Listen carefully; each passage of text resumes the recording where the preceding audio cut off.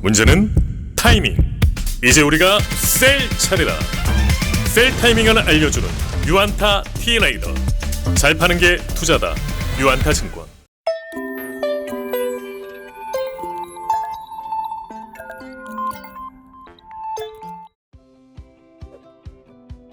안녕하세요. 저는 유안타증권 패시브 애널리스트 고경범입니다. 오늘은 미국에서 좀 회자되고 있는 패시브 이슈에 대해서 좀 다뤄봤고요. 아크 ETF에 대한 부분에 대해서 논란이 있는 부분들을 좀 점검해 보도록 하겠습니다. 왼쪽에 보이는 사람이 영화 빅숏의 주인공으로 많이 회자되고 있는 마이클 버리라는 사람입니다. 이 사람이 최근에 2월 말에 액티브 ETF로 지금 인기가 많이 얻고 있는 아크의 CEO인 캐시 우드한테 당신의 말로는 이전에 실패한 투자자들의 말로와 다르지 않을 거라고 트위터에 올린 적이 있습니다. 근데 지금 보면은 시장에서는 이제 지배적인 시각은 마이클 버리가 ETF의 붐을 좀 무시했다고 좀 일단 하고 있는데요. 작년 ETF 플로우에서 가장 인기가 많은 ETF 중에 하나가 아크가 운용하는 ETF들입니다. 5개 ETF들이 있는데 3개 정도만 봐도 작년 하반기부터 플로우가 상당히 많이 유입되고 있는 것들이 좀 보이고요. 이 부분에 대해서 인기가 있는 부분에 대해서 마이클 버리가 경고하는 부분들이 시장의 지배적인 시각들은 마이클 버리가 이번에 좀 잘못 짚은 게 아니냐 그렇게 얘기를 많이 하고 있는데요. 마이클 버리가 좀 경고한 부분들은 이들 종목에 대해서 공매도가 들어가면 어떻게 되느냐에 대한 부분입니다. 실제로 아크 ETF가 인기가 많은 이유는 테슬라 같은 경우에는 거의 10% 정도 비중이 좀 차지를 하고 있고요. 모바일 결제로 이제 인기가 있는 스퀘어나 원격 진료로 유명한 텔라닥이나 그러니까 우리나라에서 BBIG 테마 지수와 좀 비슷한 이런 종목들이 편입이 되어 있는 ETF고요. 지금 미국 금리 이슈로서 좀 걱정이 되는 게 그동안 인기가 많았던 아크 ETF의 설정자 수가 이제 인플로우라고 볼 수가 있는데 정체 국면에 있고 살짝 감소하는 부분이 있습니다. 물론 이제 평가 이익도 많이 감소하는 부분들이 있기 때문에 이 부분이 된다고 하면 아마 방향이 두 가지로 될 겁니다. 저가 매수로 인식을 해서 개인의 매수가 강하게 들어올 수가 있고요. 반대로 이 정도의 손실 구간이 한 마이너스 15에서 20% 정도 되면은 이제는 차익 실현을 하거나 또 늦게 들어가신 분들은 또 손절매를 하는 구간이 될 수가 있기 때문에 지금은 좀 향방이 좀 바뀔 수 있다고 좀 보고 있습니다.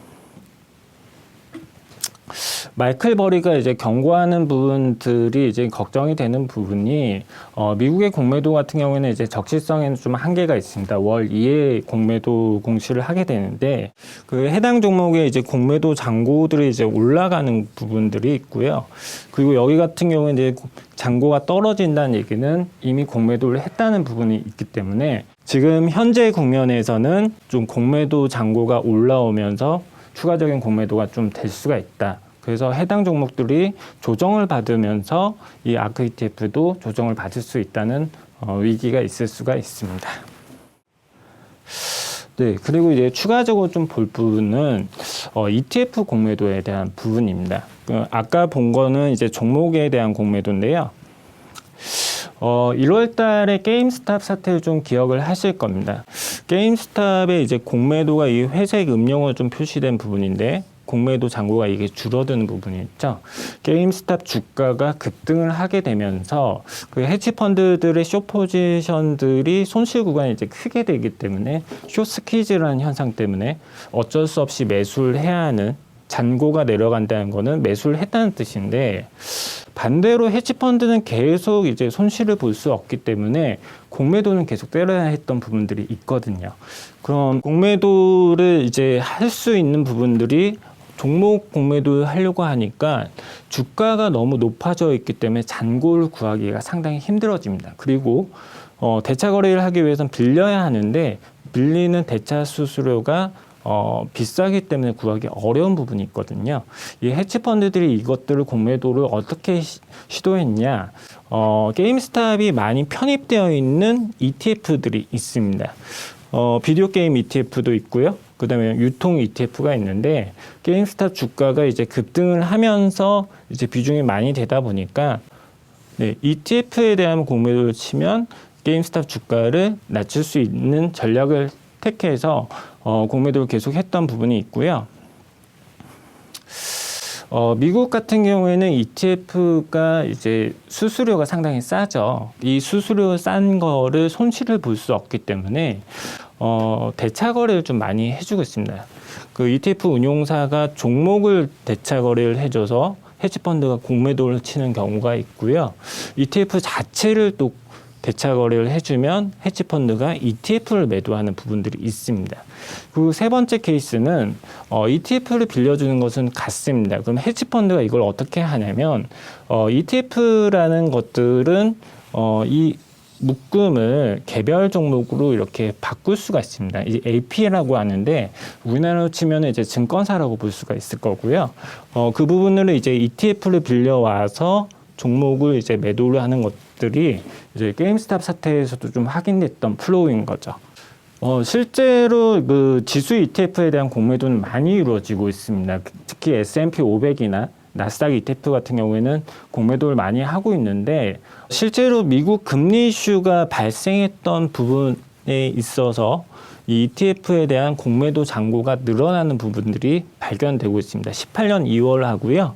그 다음에 18년 9월 경에 ETF의 공매도 잔고가 늘어나게 되는데 현재 국면도 역시 이제 공매도 잔고가 늘어나고 있다는 것들은 미국의 기관 투자자들이 현재 이제 시장을 좀 상당히 좀 베어리시하게 좀 보고 있다고 볼 수 있고요. 지금 이제 걱정이 되는 건 이 아크 ETF 같은 경우에도 아까 말씀드렸던 개별 종목에 대한 공매도도 있겠지만 상대적으로 이게 편입 비중이 좀 높다는 것들은 개별 종목 공매도 외에도 ETF 공매도가 좀 활성화될 수 있다는 겁니다. 실제로 이제 아크 ETF 같은 경우에는 공매도 잔고가 최근에 크게 올라오고 있었다는 것들은 헤지펀드의 공매도가 출회될 수 있는 가능성이 높아진다고 볼 수 있기 때문에 미국의 BBIG 테마 조정을 받으면서 우리나라의 BBIG 테마도 좀 조정을 받을 수 있는 패시브적 요인이 있다. 이 부분들은 BBIG 포트를 운영하실 때 좀 조심할 필요가 있다고 보고 있습니다. 네, 오늘은 아크 ETF에 대한 부분들하고 ETF 공매도의 가능성에 대해서 살펴봤고요. 영상 시청해 주신 점 정말 감사드립니다. 문제는 타이밍. 이제 우리가 셀 차례다. 유안타 T레이더.